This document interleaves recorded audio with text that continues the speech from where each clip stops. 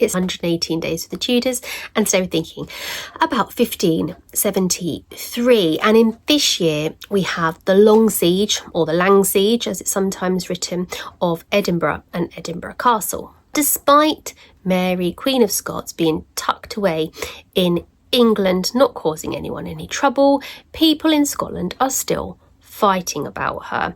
And her son, James VI, who is on the throne there, who has had a succession of regents, still don't feel that as Protestants they are secure in their position as ruling Scotland. So I'm just going to quickly get you up to speed with the list of regents that he has lately had. So last time we saw him, he had the Earl of Murray, if you remember, Mary Queen of Scots' half brother, who just did a dirty really, and with his casket of letters.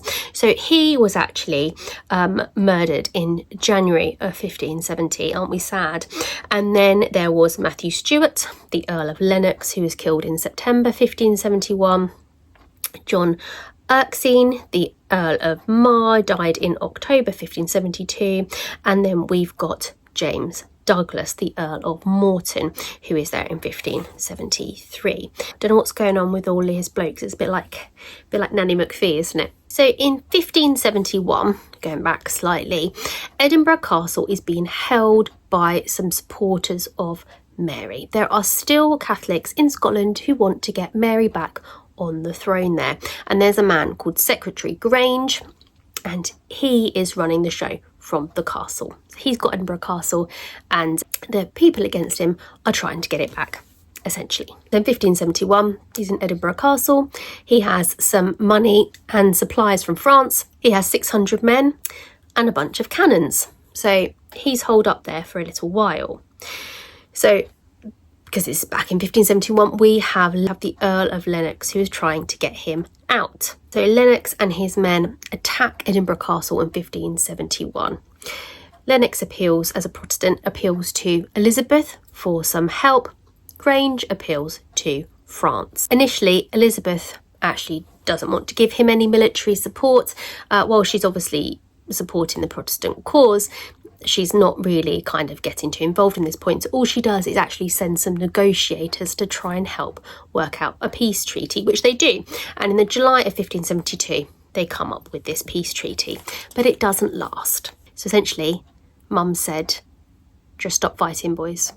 Just stop. So in January of 1573, the truce runs out. They just start fighting again, because Mum only said to stop fighting for a little while. The truce has stopped. Grange starts attacking the city from the castle. He's got 40 cannons, but only 9 gunners and barely any, powder and shot. So he does what he can. The king's forces surround the castle and they poison the well. So Grange's men, the supporters of Mary, are running out of water and they're running out of supplies. Now Grange is very unpopular. He sends his men off into the town to get water and supplies, but rather than just plundering, they actually set fire to 100 homes and kill a bunch of citizens. Why not just take the food and water and be on your way? No, they need to wipe out as much as they can. So obviously Grange isn't a very popular man. Eventually Elizabeth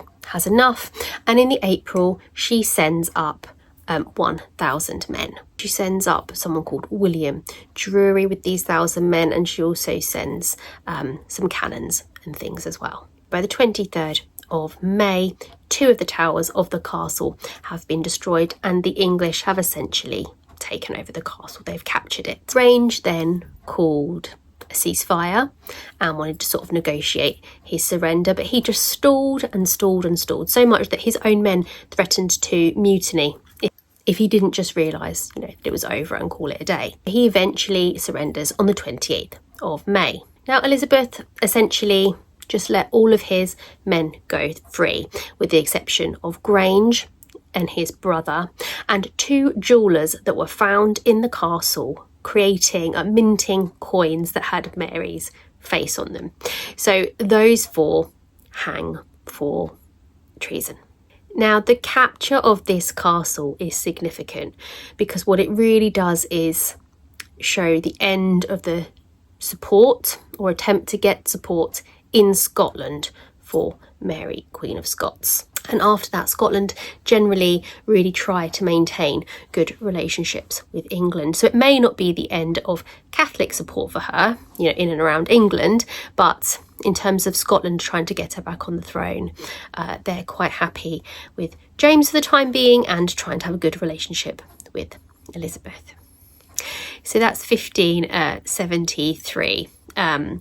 Bit of a ridiculous attempt by what sounds like a bit of a ridiculous man. I'll see you tomorrow for 1574, when Elizabeth is trying to convince everybody to buy local. See you tomorrow.